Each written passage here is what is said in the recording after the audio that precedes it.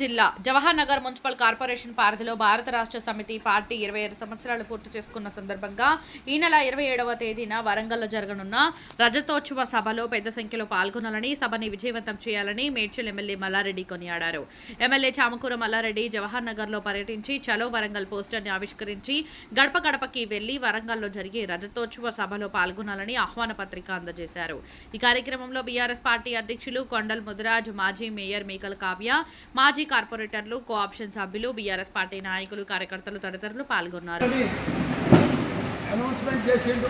దానికోసం మేమందరం కూడా ప్రతి కార్యకర్త,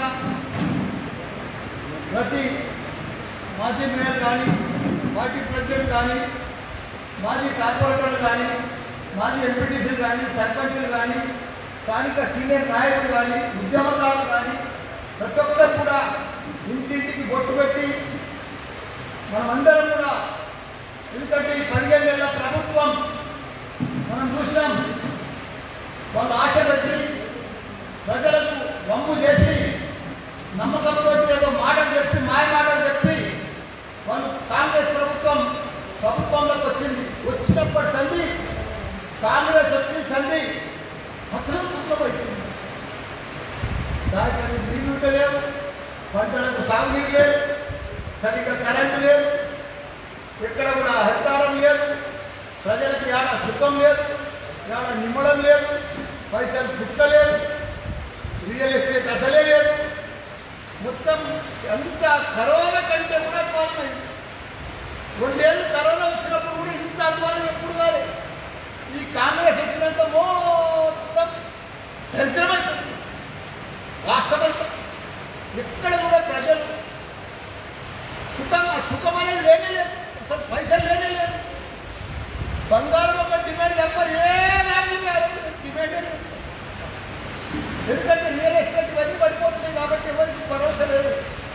ఏదైనా పెళ్లిలకు అమ్ముకుందామనే పరిస్థితి లేదు. అంత దూరం అయిపోయింది కాంగ్రెస్. దానికి ఇప్పుడు మా కేసీఆర్ గారు, కేటీఆర్ గారు ఇచ్చారు కాబట్టి ఎక్కడ ప్రజలకు జవహర్ నగర్ పొద్దున కలిపి పిలుచుకున్నాం.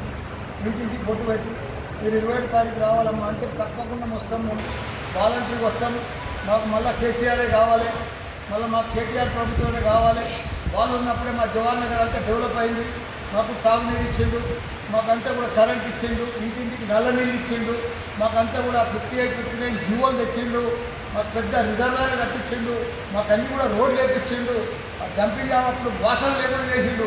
మళ్ళీ ఇప్పుడు చూస్తే కప్పు వాసన వచ్చింది. కాంగ్రెస్ వచ్చింది, కప్పు వాసన వచ్చింది.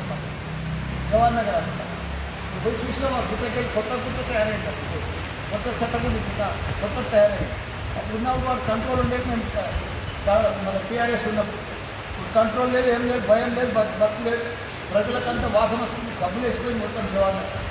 మళ్ళీ తప్పకుండా ప్రజలందరూ కూడా ఇప్పుడు కంకణం కట్టుకున్నారు. మొత్తం ప్రతి బస్సులో, ప్రతి ఊర్లే, తెలంగాణ అంతా కూడా ప్రజలందరూ కూడా అయ్యో మనం మర్చిపోతుంది, మనం ఎటో పోతుంది, మనం ఆశలు పడి మనం కాంగ్రెస్ ఓటు చేస్తుంది, మనం ఇప్పుడు చాలా పెద్ద ఎత్తున బాధలు పడుతున్నాము, మనం ఇబ్బందులు పడుతున్నాము. మన గురుకుల పాఠశాలలు కూడా కేసీఆర్ గారు 1000 గురుకుల పాఠశాలలు తెరిస్తే అవి కూడా సరిగ్గా మెయింటైన్ చేస్తలేరు. అందులో కూడా కరెక్ట్గా ఫుడ్ పెడతలేరు. పిల్లలంతా కూడా అందులోకెళ్ళి కూడా వెళ్ళిపోతూ ఉంటారు. కాబట్టి అన్ని బాధలే, ఒక్క బాధ కాదు, ఒక్క మనిషికి ఒక్క బాధ కాదు కాంగ్రెస్ వచ్చింది.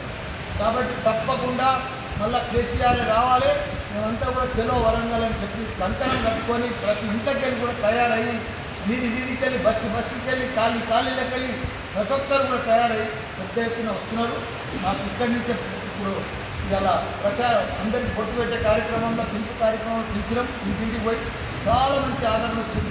జవహర్ నగర్ అయ్యో కాంగ్రెస్ కేసీఆర్ గారు లేరు, కాంగ్రెస్ వచ్చిన సరే మాకు అన్ని బాధలే వచ్చినాయి, ఏది సరిగా లేదని చెప్పి ప్రజలందరూ కూడా ఇబ్బంది పడ్డారు. తప్పకుండా మళ్ళీ కేసీఆర్ ప్రభుత్వం వస్తుంది. జవహర్ నగర్ పర్ఫెక్ట్గా అన్ని రకాలు కూడా అభివృద్ధి చేసే బాధ్యత మాదే. నేను మొదలు కూడా చెప్తున్నా, జవహర్ నగర్ నా గుండెకాయ.